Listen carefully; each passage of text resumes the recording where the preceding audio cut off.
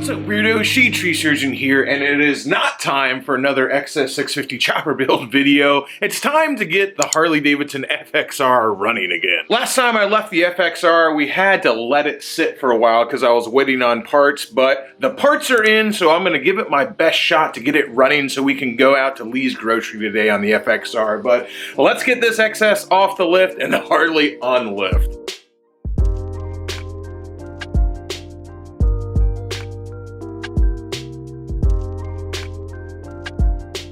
So the reason I was waiting on parts for the FXR is because it's got this fancy rear brake caliper. I found out it's a GMA, which apparently is actually a good caliper, which makes sense because the rear brakes, when they were working, worked a whole hell of a lot better than the front brakes. The problem is, you gotta order special brake pads for it, but now I got them in and hopefully I can get this thing running again. It hasn't started in a while, so just because I fixed the rear brakes doesn't exactly mean it's gonna be roadworthy. We're gonna have to do a little test. You know, the fact that I'm always replacing rear brakes might say something about my riding style.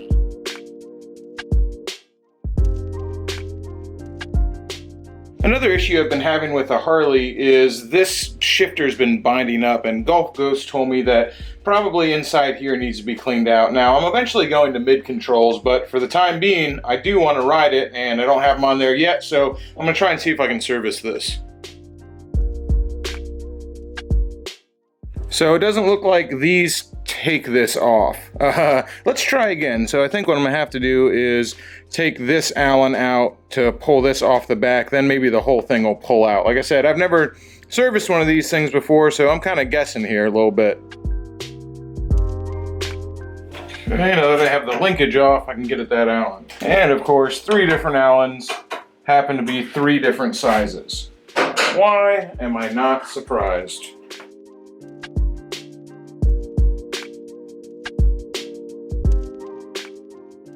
There we go. It definitely feels pretty dry on there. I wouldn't be surprised if that was the reason for this whole thing binding up and not being able to shift very good. So I'm not really sure what to clean this out with. It feels like it might be plastic in there, so I'm gonna play it safe and just use a plastic brush to clean it out and then put a little bit of grease in there. I figure the plastic brush probably won't hurt anything. Probably.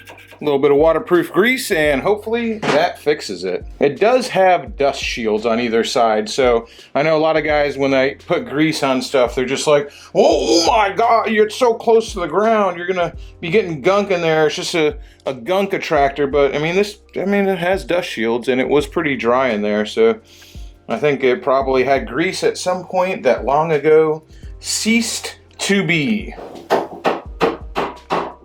Well, Chief, I think you just put that in the wrong side. Life is hard. It's harder when you're stupid. No, that's on backwards. Try again, dipshit.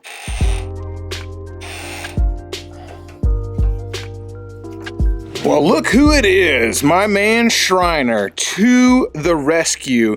He heard that I was over here in my garage working on motorcycles and I didn't have any beer. He's on a mission from God. Almost wiped out on the sand. Oh, the sand in the corner. It's the worst, dude. I'm getting used to the wiggle when you ride on sand and it's deep at the entrance. Hey, here's the whole thing, man. Riding off-road. For a trash day. All right, well, I'm done for now with the FXR. I don't think this thing will be done for quite a long time, but hopefully it's roadworthy. So I'm gonna go ahead and fire it up now. I haven't actually fired it up since we changed all the oil in all the various places that it requires oil. So I gotta fire it up here and see if it's just spewing oil from any location. Or, you know, more oil than usual, because a lot of oil does leak out of this. I just wanna make sure just the normal amount of oil is leaking out.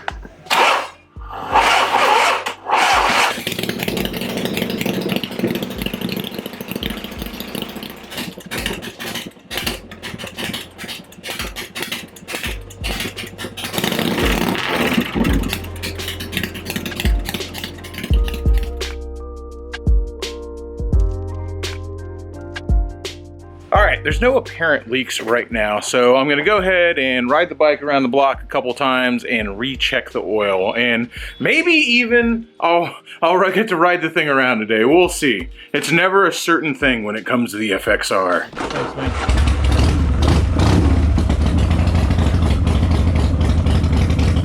Well, there's one way to figure out if you're stop.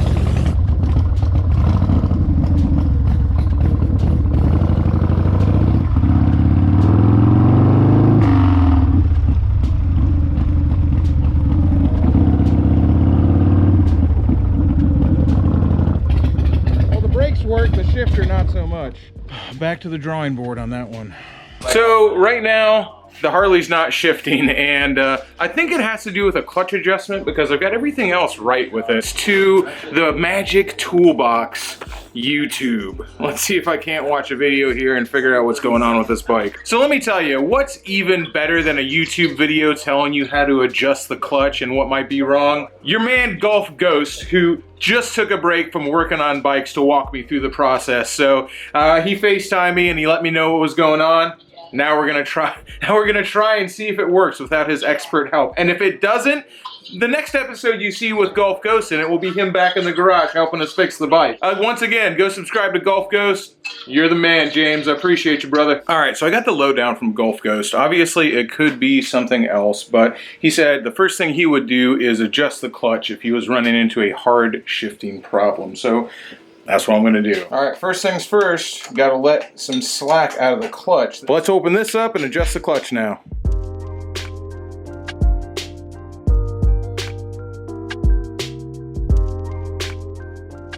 According to James and the internet, what I'm gonna do here is go ahead and loosen this nut right here and then adjust this until it barely touches and then take it out 1/2 to 3/4 of a turn.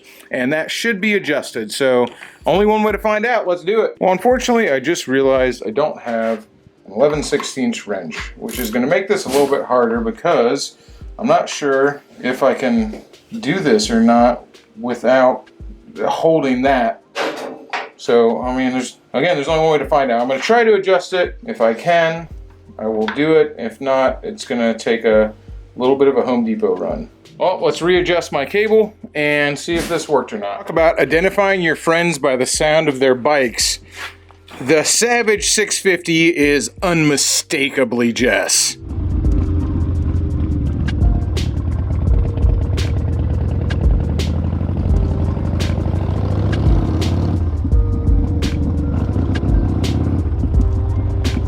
We gotta go pick up tools, so we gotta have the fanny pack. All right, quick run up to Home Depot because you see, I didn't have a box end wrench to adjust that clutch, so I'm not sure if what I did actually worked or not. So in order to be sure, I gotta go pick up some standard wrenches. Ah, what better bike to go pick up some wrenches in than the shop truck?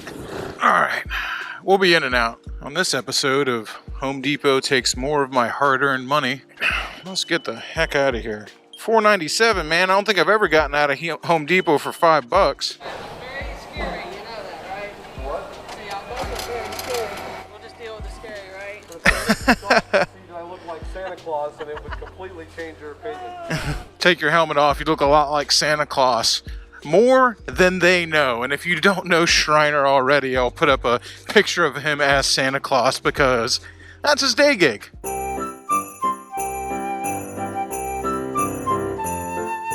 You might be asking yourself, why the hell are you riding a perfectly good motorcycle to go pick up tools to fix a really crappy motorcycle so you can ride that instead?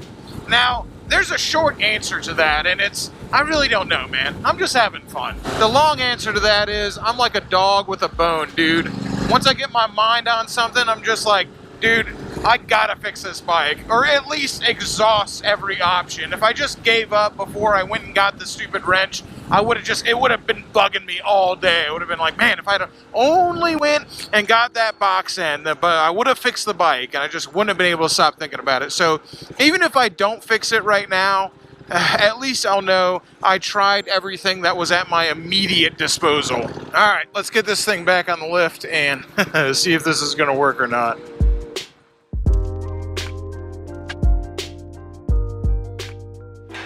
Before was I couldn't actually hold it in place. Now that I can tighten this up and hold it in place at the same time, it still might not work, but at least I'll know that it's not my clutch adjustment. All right, let's try this again.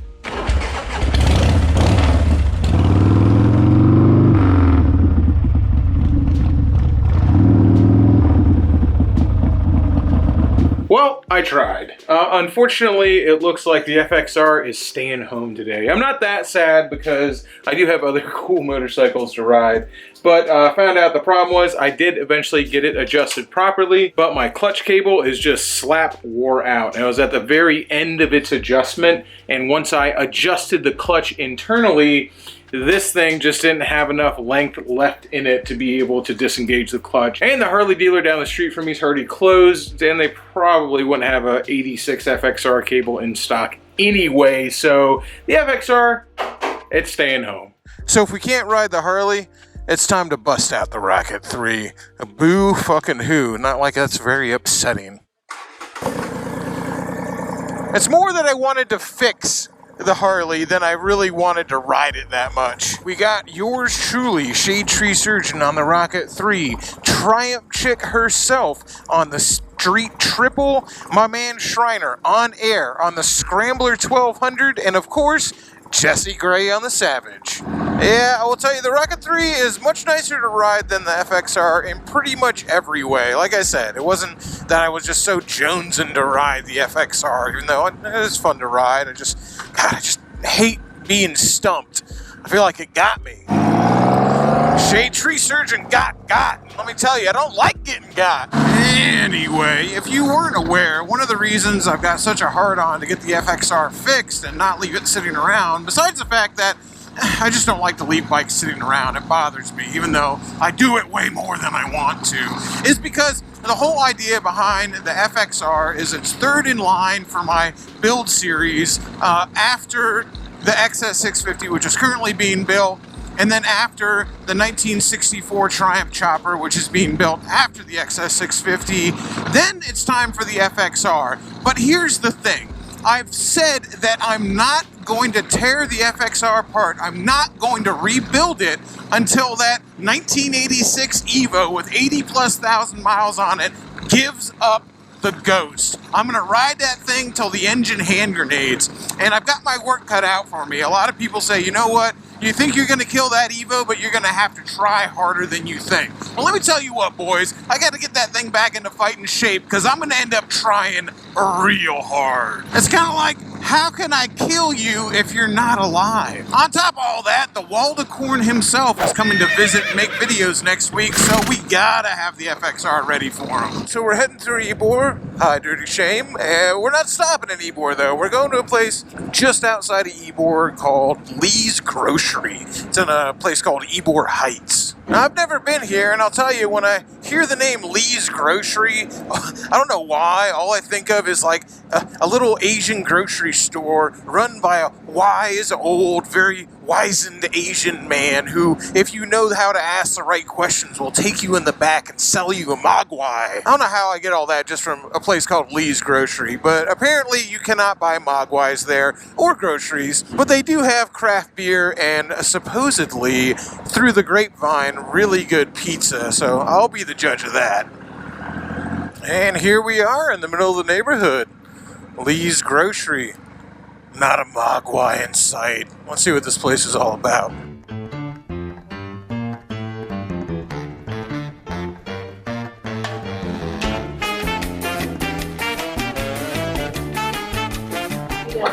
What looks good, baby? Well, I really like the name of the first. Dead Man's Party? Oingo Boingo? I love it.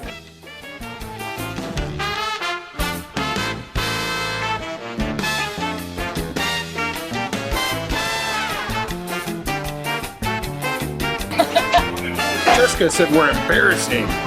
You want to see embarrassing?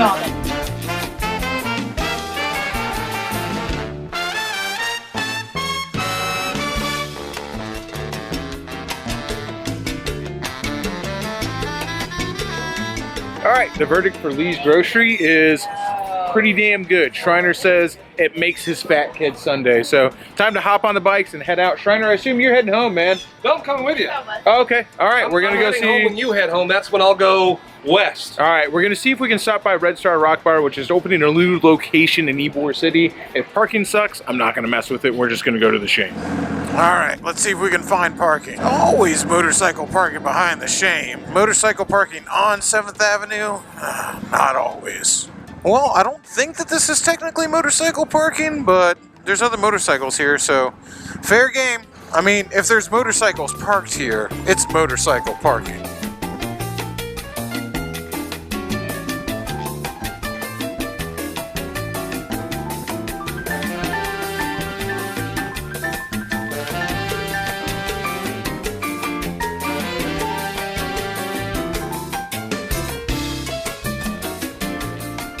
Farewell, Shriner. Alright, see y'all later. Want to hear this thing fire up? Oh, this is going to be so anticlimactic. It's a Triumph with baffles in it.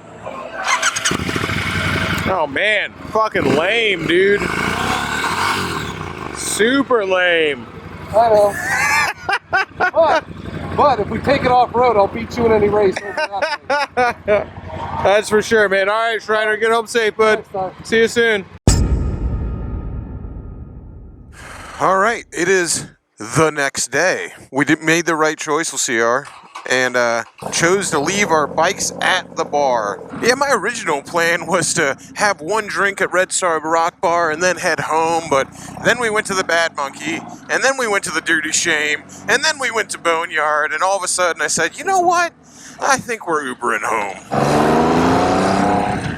Actually, I shouldn't say we Ubered home because we didn't. My good friend Robert, aka Axis Silverhand on Instagram, he gave us a ride home. And not only did he give us a ride home, he gave me a ride to come back to the bar to pick up the rocket. Good man, that Robert, good man. And as some of you remember, he is the current steward of Jessica's Speedmaster. But as I get ready to sit in some traffic, man, I really like lane splitting in California. I'm on a mission. I've got the clutch cable from the FXR in my vest right now, and I'm hitting up everywhere I can think of. You know, it's not as easy as you might think to find a part for a bike from 1986. Dime City has got me covered with all the Japanese parts, but believe it or not, whoa, guys. How do you not see that big old truck? Come on. And now you're like, what is this person doing? That's not a lane.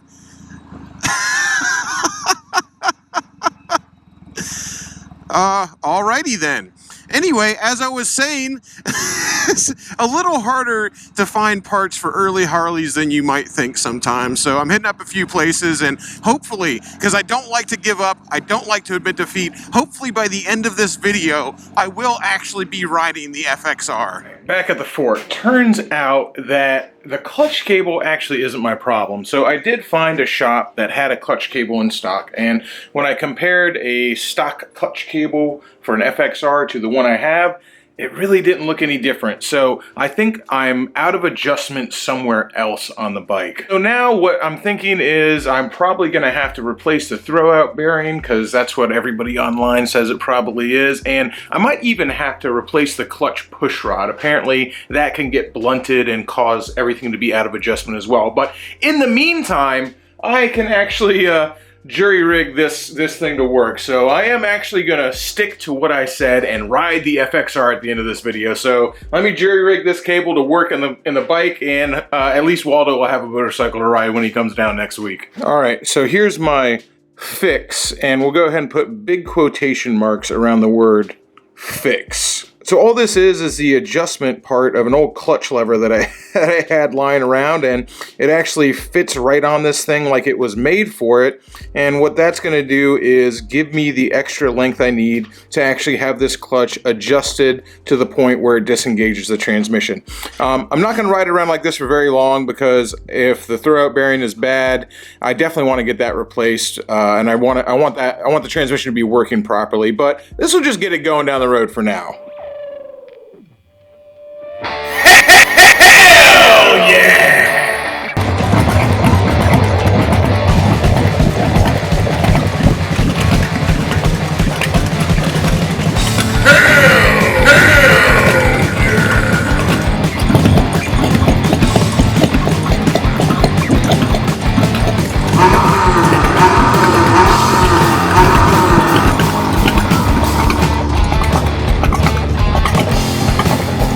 Success!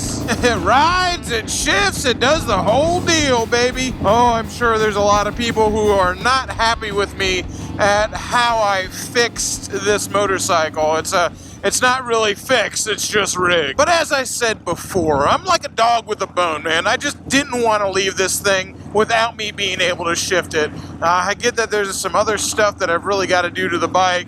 I mean, there's a lot besides just that, but I know I got to take the transmission apart, new throwout bearing, new clutch push rod, at the very least, because that little setup I have on there is probably not going to last a super long time.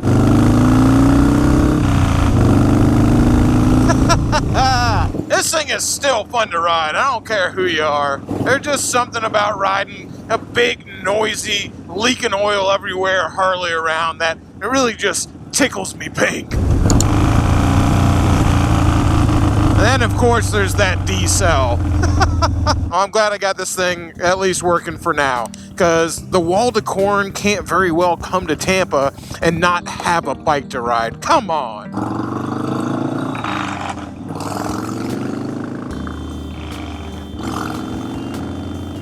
All right, till next time, y'all. Keep it weird.